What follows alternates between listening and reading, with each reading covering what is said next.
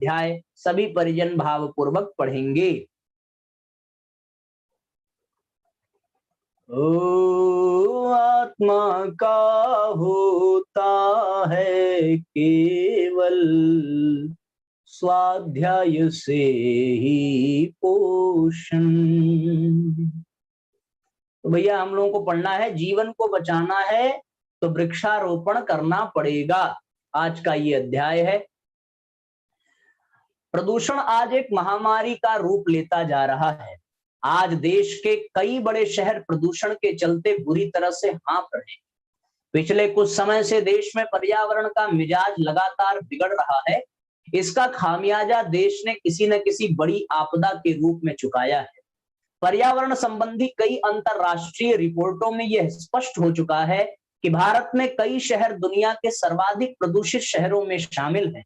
विश्व स्वास्थ्य संगठन के वायु प्रदूषण डाटाबेस के अनुसार विश्व के सर्वाधिक प्रदूषित 15 शहरों में से 14 भारत में है।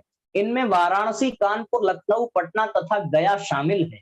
देश की राजधानी दिल्ली की हालत तो अक्सर गैस चैम्बर सरीखी होती रही है, जहां जब तब जहरीली धुंध का गुबार देखने को मिलता है। इससे किसी स्वस्थ व्यक्ति के लिए सांस लेना मुश्किल हो जाता है। मेडिकल जर्नल द लीसेंट की एक रिपोर्ट के मुताबिक भारत में वायु प्रदूषण के चलते प्रतिवर्ष 10 लाख से अधिक लोग मौत के मुंह में समा जाते हैं। कार्बन उत्सर्जन मामले में दिल्ली दुनिया के 30 शीर्ष शहरों में शामिल है। बाप रे बाप भैया, इतनी बुरी स्थिति है भारत देश वायु प्रदूषण के मामले में।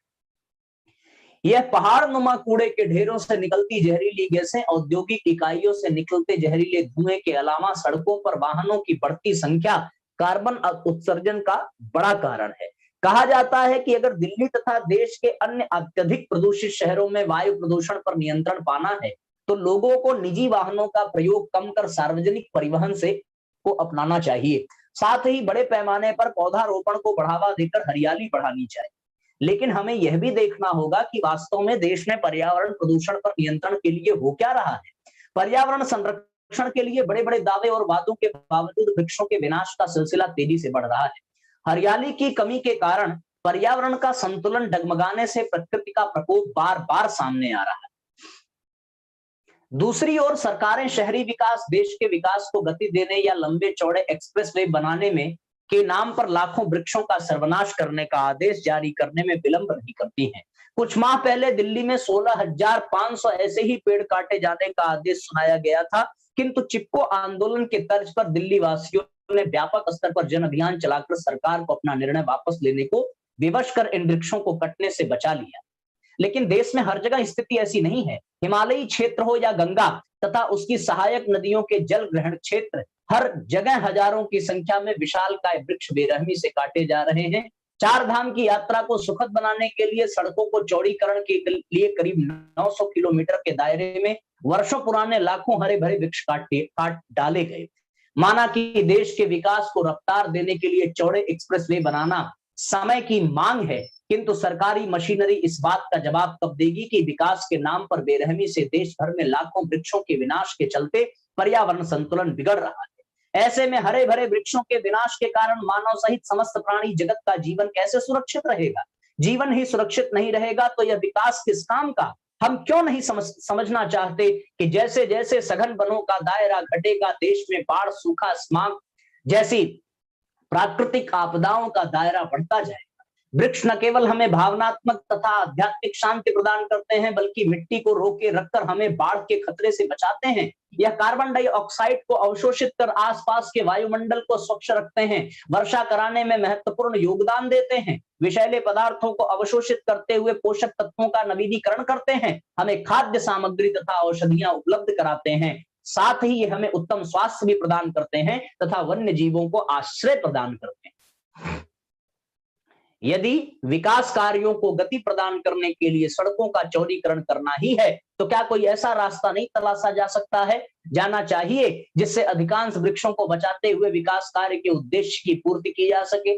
न्यूयॉर्क के पर्यावरण संरक्षण विभाग द्वारा जारी एक रिपोर्ट में कहा गया 100 विशाल वृक्ष प्रतिवर्ष 53 टन कार्बन डाइऑक्साइड तथा 200 किलोग्राम अन्य वायु प्रदूषकों को दूर करते हैं। 5,30,000 लीटर वर्ष वर्षा का जल को थामने में भी मददगार साबित होते हैं। इस रिपोर्ट के अनुसार घर में सुनियोजित ढंग से लगाए जाने वाले वृक्ष न केवल गर्मियों में एसी की खपत में 56% की कमी लाते हैं, बल्कि सर्दियों में ठंडी हवाओं को भी रोकते हैं। रिपोर्ट में यह भी कहा गया है कि वृक्षों से भरे परिवेश में रहने वाले व्यक्ति ज्यादा सुरक्षित तथा मिलनसार स्वभाव के होते हैं।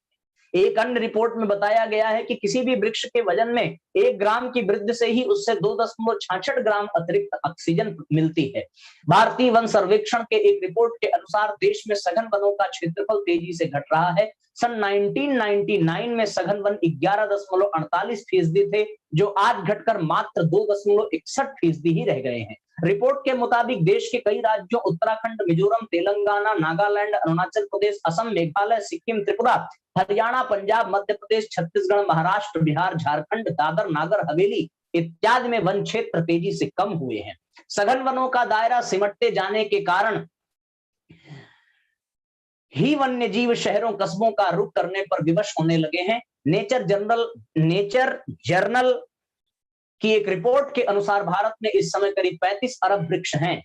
इस लिहाज से प्रत्येक व्यक्ति के हिस्से में करीब 28 वृक्ष आते हैं। यह आंकड़ा पढ़ने और सुनने में जितना सुखद प्रतीत होता है उतना ही नहीं, क्योंकि इन 35 अरब वृक्षों में से अधिकांश सघन वनों में है, न कि देश के विभिन्न शहरों या कस्बों में। वृक्षों के अंधाधुंध कटाई के कारण सघन वनों का क्षेत्रफल भी तेजी से घट रहा है।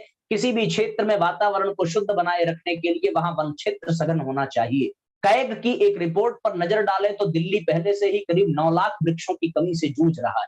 पिछले 5 वर्षों में हरियाली घटने से दिल्ली में वायु प्रदूषण करीब 400% बढ़ा है। देश में मौसम चक्र जिस तेजी से बदल रहा है, जलवायु संकट गहरा रहा है, ऐसी पर्यावरणीय समस्याओं से निपटने का एक ही उपाय है वृक्षों की सघनता। वायु प्रदूषण हो या जल प्रदूषण अथवा भूक्षरण, इन समस्याओं से केवल ज्यादा से ज्यादा वृक्ष लगाकर ही निपटा जा सकता है। स्वच्छ प्राणवायु के अभाव में लोग तरह तरह की भयानक बीमारियों के जाल में फंस रहे हैं। उनकी प्रजनन क्षमता पर भी इसका दुष्प्रभाव पड़ रहा है। उनकी कार्य क्षमता भी इससे प्रभावित हो रही है। इन समस्त समस्याओं का एकमात्र समाधान है वृक्षारोपण एवं अपने आसपास।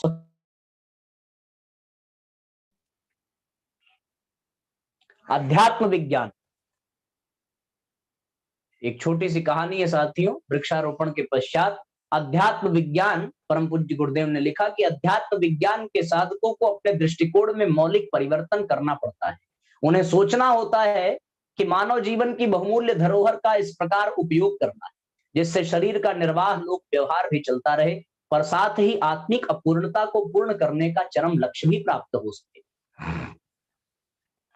ईश्वर के दरबार में पहुंचकर सीना तान कर यह कहा जा सके कि जो अमानत जिस प्रयोजन के लिए सौंपी गई थी उसे उसी हेतु सही रूप में प्रयुक्त किया गया।